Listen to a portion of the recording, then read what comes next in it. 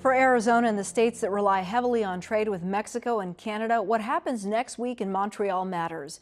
It's where leaders from all three nations will meet for a sixth round of talks to renegotiate NAFTA.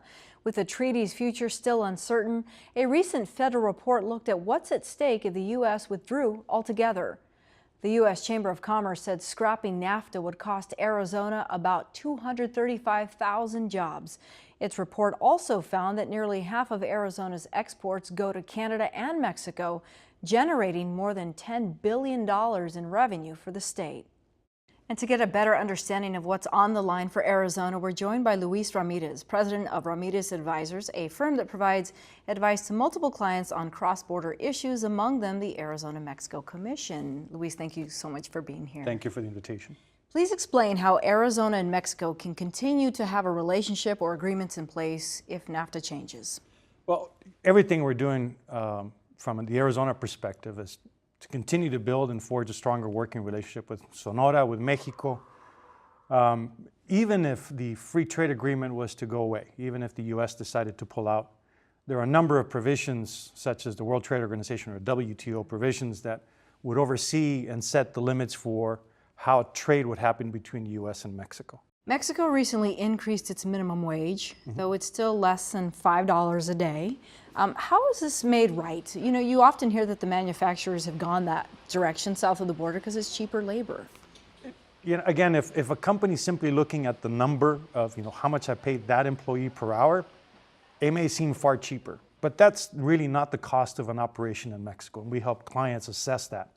There are a number of benefits that are accrued beyond the wage that is set as the minimum wage.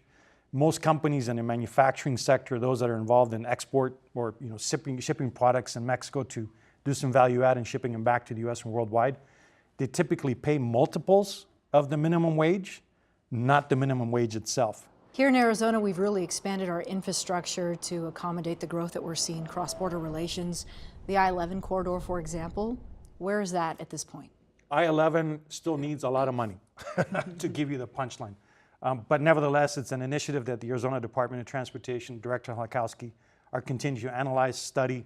But more importantly, what I like to think about is when the director led a small delegation to Mexico City, when we got there, when we started mentioning I-11, the response we got from the Mexican companies, Mexican government officials, Mexican transportation officials is, when is it going to be done? They recognize the congestion that exists on the California, particularly I-5 and the Pacific coastline. They're looking for alternative routes to get their products to the entire west coast of the United States. Our ports of entry have also expanded here across the state.